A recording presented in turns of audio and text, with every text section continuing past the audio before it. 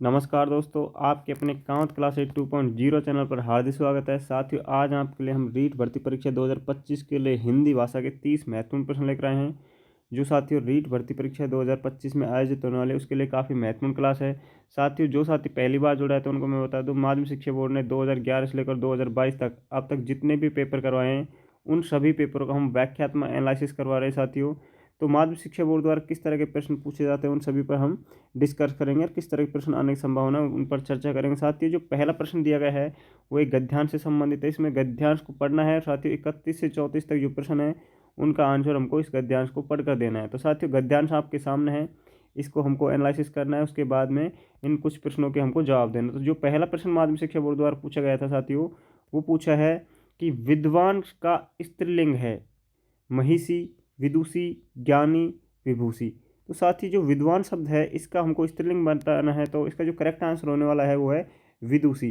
साथ ही विदुषी इसका क्या होगा, स्त्रीलिंग हुआ। एक बार रीट भर्ती परीक्षा में साथियों लिंग से संबंधित ही प्रश्न था, उसमें पूछा था कवि का विलोम क्या होगा।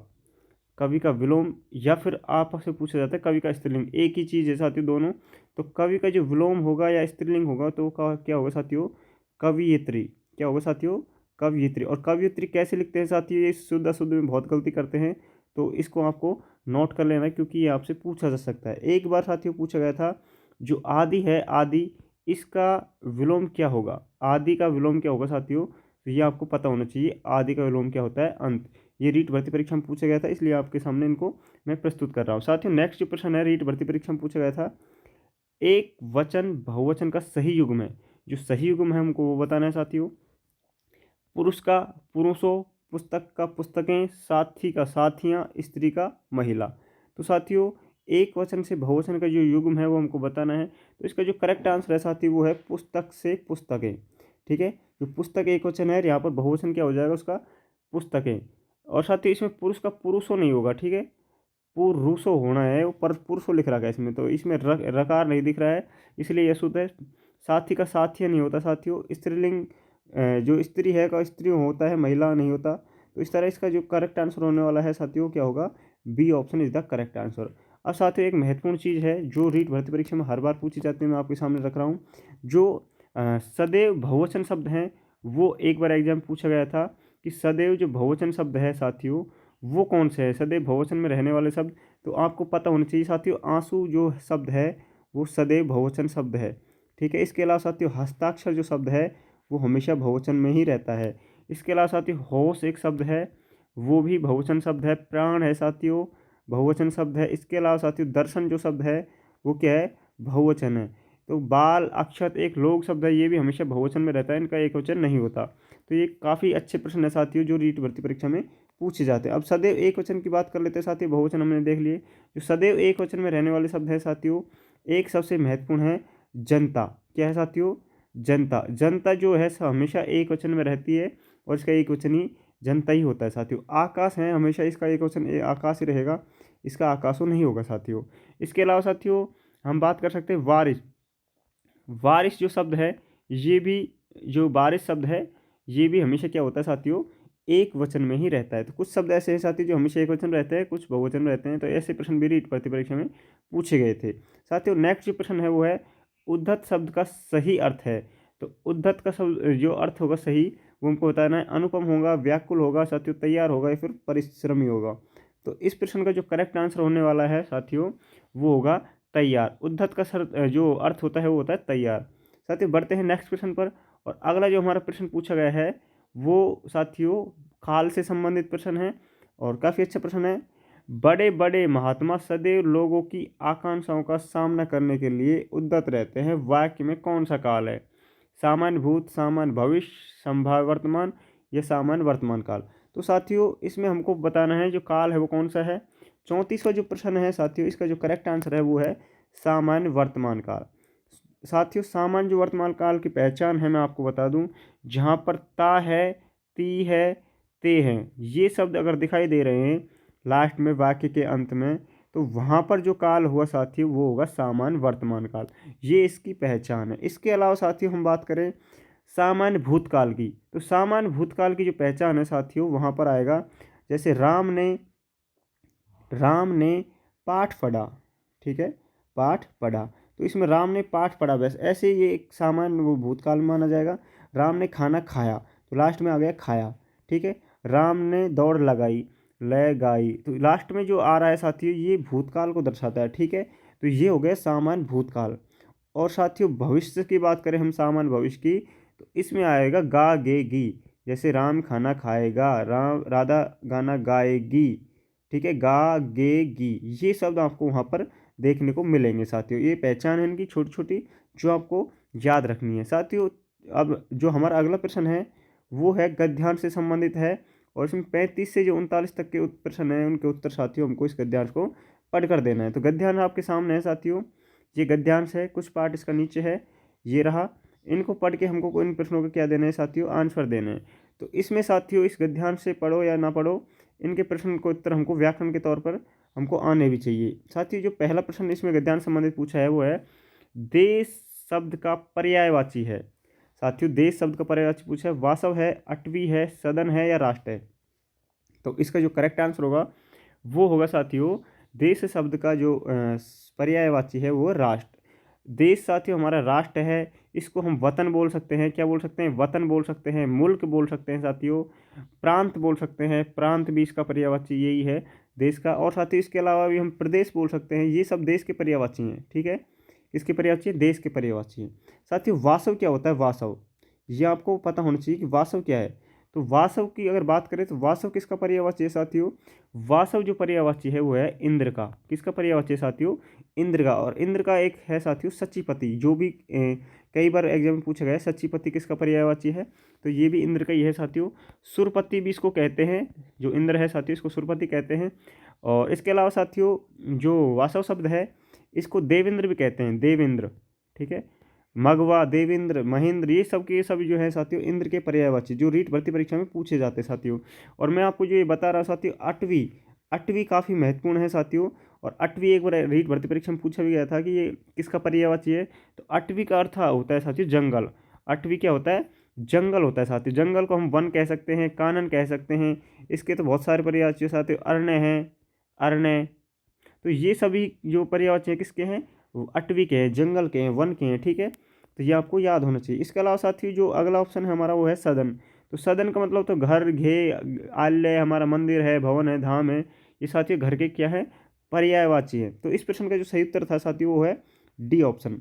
साथियों आपको हमारी क्लास अच्छी लग रही हो तो क्लास को लाइक कर दें और अपने दोस्तों के साथ शेयर भी कर देना ताकि वो भी इसका लाभ उठा सके। साथियों यहाँ पर हम रीट भर्ती के जो प्रीवियस पेपर हैं उन सभी पेपरों का हम वाक्यात्मक एनालिसिस करवा रहे हैं।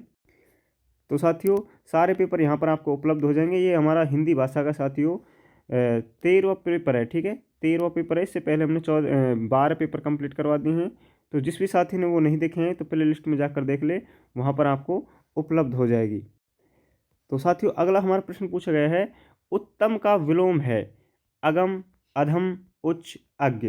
तो दोस्तों उत्तम का जो विलोम होगा वो क्या होगा, इस प्रश्न का जो करेक्ट आंसर है साथियों वो होगा अधम। उत्तम का विलोम क्या होता है साथियों, अधम होता है। अब बात करें हम विलोम की, तो साथियों विलोम शब्द से संबंधित हर बार रीट भर्ती परीक्षा में प्रश्न पूछा जाता है, तो ये टॉपिक आपका क्लियर होना चाहिए, ठीक है। उत्तम का विलोम क्या होता है, अधम होता है। बढ़ते हैं नेक्स्ट प्रश्न पर। साथियों अगला प्रश्न पूछा गया है वाक्यांश के लिए जो एक शब्द है उससे संबंधित प्रश्न है। इसमें पूछा है अपने हित के लिए किया गया कार्य वाक्यांश के लिए एक शब्द है, परोपकार, दूरदर्शी, स्वार्थ या अक्षम्य। तो साथियों जो अपने हित के लिए किया गया कार्य है वो क्या कहलाता है, स्वार्थ कहलाता है। सी ऑप्शन इसका बिल्कुल करेक्ट आंसर होगा। साथियों परोपकार क्या होता है, परोपकार का हम अर्थ अगर लगाएं तो परोपकार का होता है दूसरे के हित, ठीक है।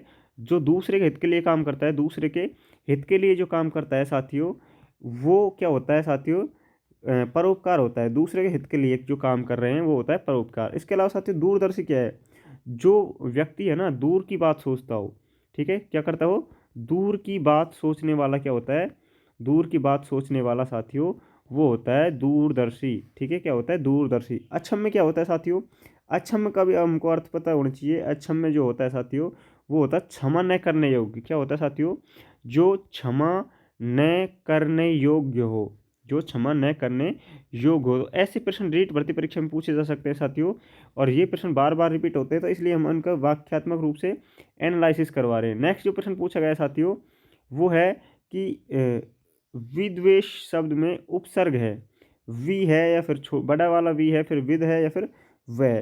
साथियों विद्वेष में है जो उपसर्ग वो है वी। पहला ऑप्शन इसका बिल्कुल सही उत्तर होगा। साथियों विद्वेष में वी हो गया।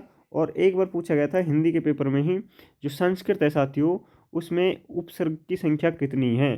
तो संस्कृत भाषा में जो उपसर्ग है साथियों वो कितने हैं, 22 उपसर्ग है। और वो आपको याद होने चाहिए और उनका अर्थ भी पता होना चाहिए साथियों। कई बार एग्जाम में पूछे जाते हैं, भाषा फर्स्ट और भाषा सेकंड दोनों में, हिंदी हो या संस्कृत हो। नेक्स्ट प्रश्न है साथियों हमारा, यथाशक्ति शब्द में समास का प्रकार है। तो साथियों यथाशक्ति में जो समास है वो हमको बताना है।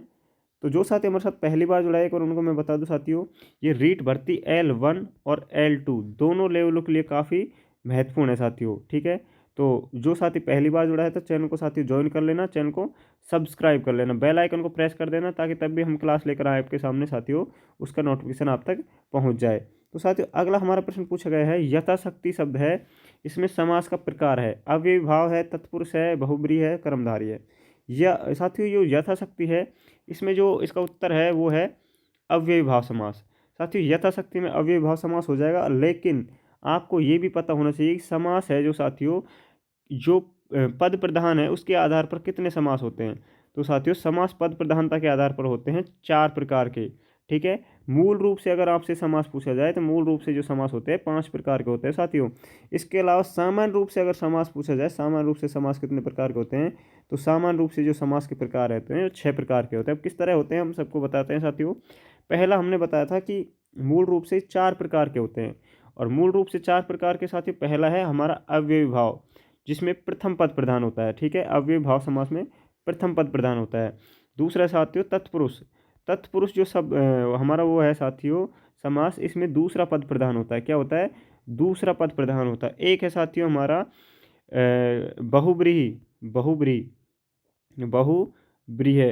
तो बहुब्रीहि में जो साथियों समास होता है वो होता है अन्य अन्य जो अन्य पद प्रधान होता है साथियों वो हमारा होता है प्रथम पद प्रधान तो होता है अव्ययी भाव में, दूसरा पद होता है तत्पुरुष में, और बहुब्रीहि होता है साथियों वो होता है अन्य पुरुष में। लेकिन द्वंद्व जो है, द्वंद्व उसमें दोनों पद प्रधान होते हैं। तो ये पद प्रधानता के आधार पर 4 प्रकार हैं। ठीक है, और सामान्य रूप से साथियों ये 4 हमारे यहाँ पर आपको दिख रहे हैं, कर्मधारय, और इसके अलावा साथियों एक हमारा तिग्गु जो समास है, ये 2 समास और जुड़ जाते हैं तो 6 प्रकार के सामान्य रूप से हो जाते हैं। ठीक है, तो इस तरह ये समास साथियों हमारे 4 प्रकार के माने गए। 5वीं पर किस तरह किस आधार पर माने, जैसा प्रश्न हमको वैसा आंसर देना है। नेक्स्ट जो प्रश्न है साथियों वो है मुहावरे के प्रयोग से बने वाक्य का सही विकल्प है। तो जो सही है वो हमको बताना है साथियों। सुरेश की तो अकल मर गई, बंद कमरे में उसका दम फूलने लगा, दोनों भाई खेत में स्वामित्व के लिए लाल पीले हो रहे थे, चोरी करते पकड़े जाने पर उसकी नाक छुप गई। तो इस प्रश्न का जो सही उत्तर होगा साथियों वो है दोनों भाई खेत के स्वामित्व के लिए लाल पीले हो रहे थे। सी ऑप्शन इसका बिल्कुल करेक्ट आंसर होगा। ठीक है साथियों, तो ये आपको पता होना चाहिए। बढ़ते हैं नेक्स्ट प्रश्न पर साथियों। मुहावरे से संबंधित प्रश्न अक्सर एग्जाम में पूछे जाते हैं तो आपके गलत नहीं होने चाहिए। नेक्स्ट प्रश्न है हिंदी भाषा में वाक्य के मनुष्य अंग। साथियों मनुष्य अंग यहाँ पर गलत पूछा गया था, वाक्य के अंग ही पूछे जाने चाहिए थे। तो जो वाक्य के अंग है 2 हैं, 5 हैं, 4 है या 3 है। तो साथियों यहाँ जो सही उत्तर होने वाला था वो है 2। वाक्य के प्रकार है साथियों, सॉरी अंग है जो है 2। कौन कौन से 2 हैं, एक है साथियों उद्देश्य, क्या है साथियों उद्देश्य, और दूसरा जो है साथियों वो है विधेय। क्या है, विधेय। तो इसमें 2 अंग हो गए साथियों, उद्देश्य और विधेय। उद्देश्य होता है साथियों कर्ता, ठीक है, और विधेय जो कर्ता के लिए कही जा रही है बात वो कथन होता है साथियों विधेय। ठीक है, अब हम आपको बता रहे हैं कि वाक्य अगर पूछा जाए कि अर्थ के आधार पर वाक्य कितने प्रकार के होते हैं, तो साथियों अर्थ के आधार पर जो वाक्य होते हैं वो 8 प्रकार के होते हैं। और आपसे पूछा जाए रचना या संरचना के आधार पर जो वाक्य हैं साथियों कितने प्रकार के होते हैं, तो वो 3 प्रकार के वाक्य होते हैं। कौन कौन से, सरल, मिश्र और संयुक्त। तो ऐसे प्रश्न भी रीट भर्ती परीक्षा में पूछे गए थे। नेक्स्ट प्रश्न चलते हैं साथियों। अगला लोकोक्ति से संबंधित प्रश्न पूछा गया है, ये है खुद श्रीमान बैंगन खाए औरों को परहेज बताए, लोकोक्ति का सही अर्थ है। तो कहने से जिद्दी व्यक्ति काम नहीं करता, बैंगन खाने के नुकसान बताना, उपाय वही अच्छा जो कारगर हो, केवल दूसरों को सलाह देना लेकिन उसे व्यवहार में न लाना। साथियों इस प्रश्न का जो करेक्ट आंसर होने वाला है वो है साथियों केवल दूसरों को सलाह देना लेकिन उसे व्यवहार में न लाना। जो साथी दूसरों को सलाह देता है और खुद उसे स्वीकार नहीं करता है, व्यवहार में नहीं उतारता, उसे कहते हैं साथियों खुद श्रीमान बैंगन खाएं औरों को परहेज बताए। साथियों नेक्स्ट प्रश्न पर चलते हैं साथियों। अगला जो प्रश्न पूछा गया वह है परोपकार में किस संधि का प्रयोग हुआ है? वृद्धि संधि, गुण संधि, यण संधि, अयादि संधि। साथियों इस प्रश्न का जो सही उत्तर होगा वो होगा परोपकार जो शब्द है उसकी संधि होगी साथियों गुण संधि। परोपकार में कौन सी संधि होगी? गुण। साथियों जहाँ पर आपको ओ और ए ओ और ए, हाँ ये दोनों अगर दिखाई दे तो वहाँ पर गुण संधि होगी। गुण संधि की अगर बात करें साथियों तो इसमें स्वर संधि का भेद है ये, ठीक है। और स्वर संधि कितने प्रकार की होती है साथियों? 5 प्रकार की होती है। वृद्धि, गुण, अयादि, यण और दीर्घ। ये हमारा दीर्घ इसमें लिखा नहीं है, 4 ऑप्शन बाकी आपके सामने है ही। दीर्घ, ये 5 स्वर संधि के भेद हैं जिनमें आपसे गुण संधि से संबंधित पूछा गया है। और आपको अगली भर्ती में साथियों यण संबंधी से संबंधित जो प्रश्न है जैसे अध्यापक शब्द है, ऐसे प्रश्न आपसे पूछे जा सकते हैं। व्यास शब्द है, इसमें सब में यण संधि है साथियों, तो यण संधि से प्रश्न आपको देखने को मिल सकता है। तो संधि से संबंधित आपका जो टॉपिक है, विषय है, वो कंप्लीट होना चाहिए। नेक्स्ट प्रश्न पर चलते हैं साथियों। अगला जो प्रश्न पूछा गया है साथियों वो है मुझे विश्वास है कि उन्हें किसी अन्य बंदी से नहीं मिलने दिया जाता है। अन्य बंदी से नहीं मिलने दिया जाता है। उस उक्त वाक्य है सरल वाक्य है, मिश्र वाक्य है, संयुक्त है, फिर साधारण है। तो साथियों यहाँ पर अगर बात करें तो की और क्योंकि ये एक शब्द है जो इस्तेमाल किया है। की शब्द का जब भी इस्तेमाल होता है साथियों वो ना साधारण होता है, ना संयुक्त होता है, ना सरल होता है, वो होता है मिश्र वाक्य।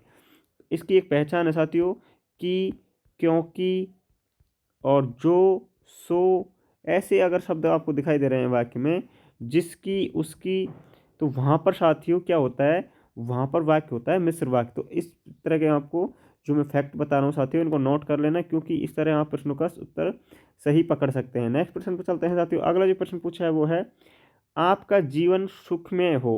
अर्थ भेद के आधार पर यह जो प्रकार है वाक्य का है, कौन सा प्रकार है? विधानवाचक है, इच्छावाचक है, संकेतवाचक है, आज्ञार्थवाचक है। अभी मैंने बताया था साथियों आपको जो वाक्य के अर्थ के आधार पर प्रकार हैं, भेद हैं, वो कितने हैं साथियों? 8 हैं। वो 8 जो प्रकार है साथियों उसमें से ये प्रश्न पूछा गया है आपका जीवन सुख में हो। तो ये हमारी क्या है साथियों? इच्छा है कि आपका जीवन क्या हो साथियों?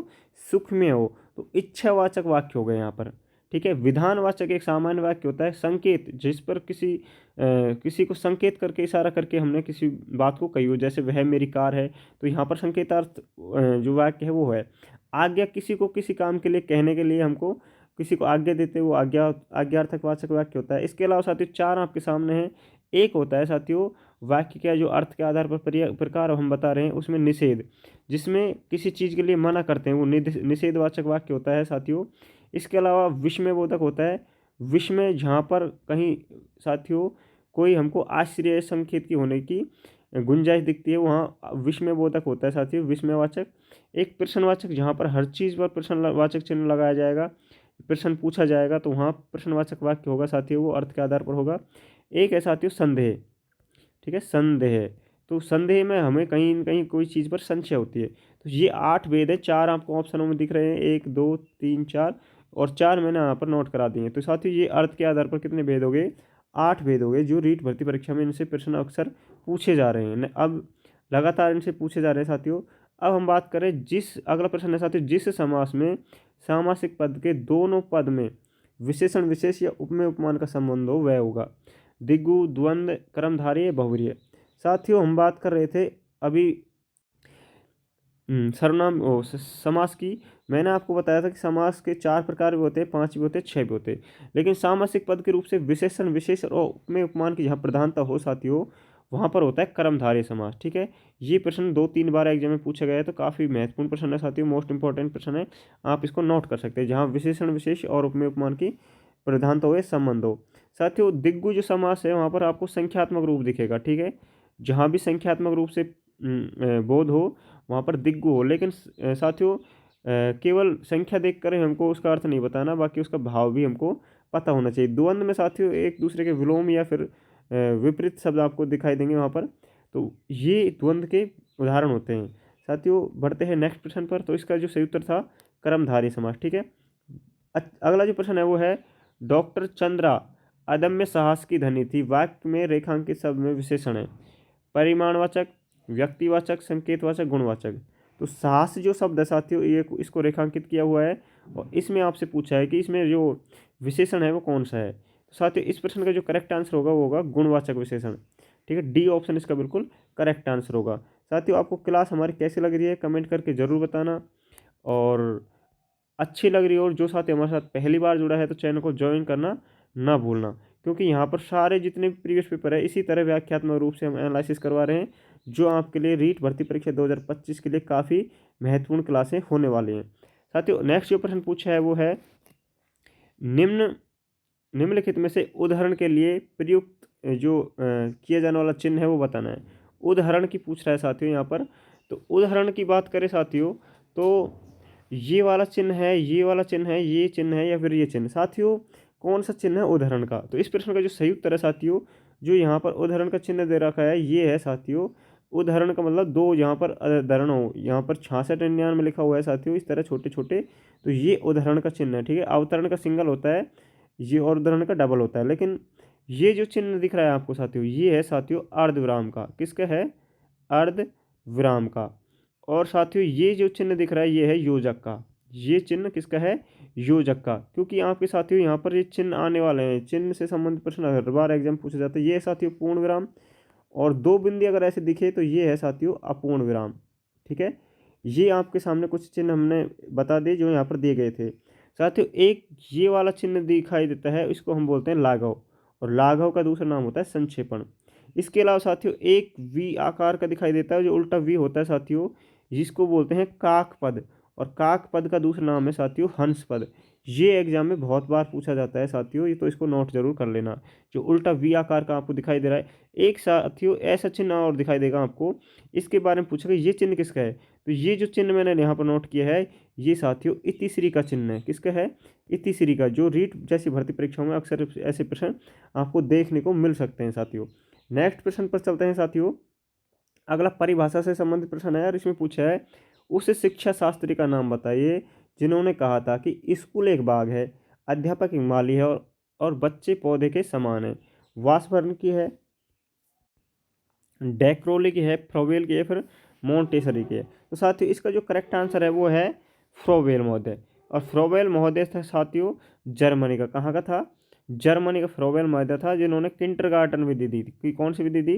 किंडरगार्टन। साथियों ये प्रश्न कई कई बार एग्जाम पूछा गया है। यहाँ पर जो स्कूल है, विद्यालय है, उसको क्या माना है? बगीचा, बाग माना है।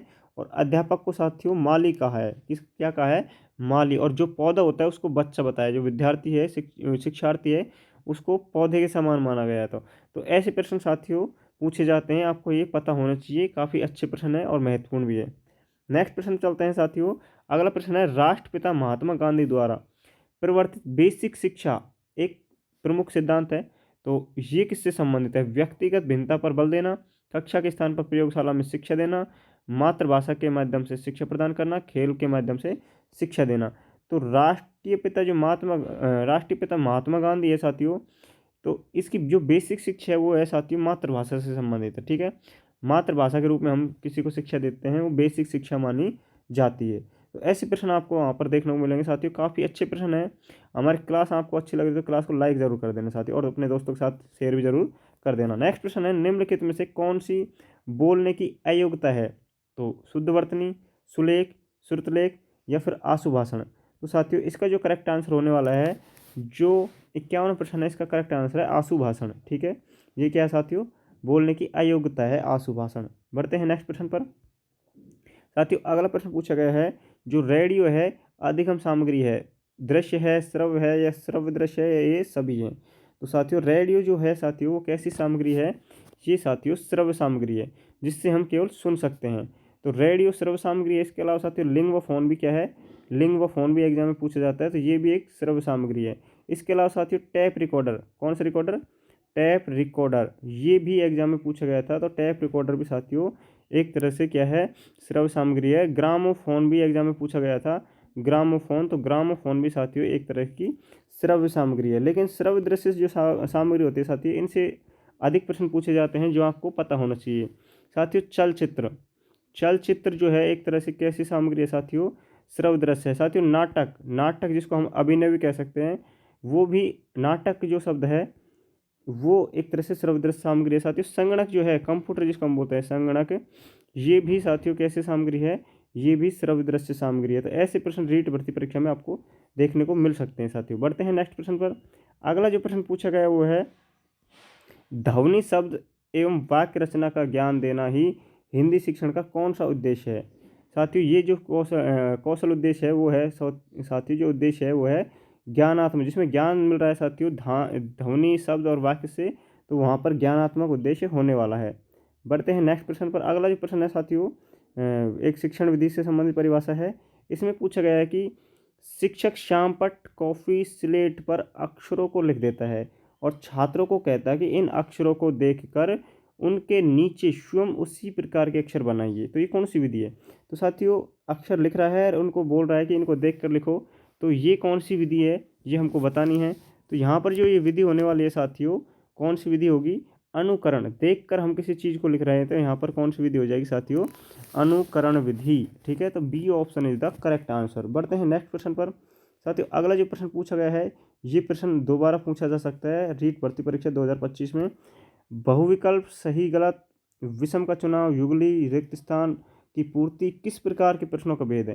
तो साथियों ये लघुत्तम नहीं है, लघुत्तरात्मक नहीं है, निबंधात्मक नहीं है, ये सभी नहीं है, ये वस्तुनिष्ठ प्रश्न होते हैं। कैसे होते हैं, वस्तुनिष्ठ होते हैं। सी ऑप्शन इसका बिल्कुल करेक्ट आंसर होगा। अगली बार ऐसे पूछा जाएगा साथियों, जो बहुविकल्पीय प्रश्न है या फिर विषम का चुनाव है, युगलीकरण है, ये एक प्रश्न पूछा जाएगा, एक को उठाएगा, इसमें से पूछेगा किस तरह के प्रश्न है, तो वहाँ पर उत्तर क्या होगा, वस्तुनिष्ठ होगा साथियों। ठीक है, नेक्स्ट जो शिक्षण विधि का प्रश्न है साथियों वो है, व्याकरण शिक्षण प्रणाली में किस प्रकार की जो प्रणाली है उसको सुगम प्रणाली भी कहते हैं।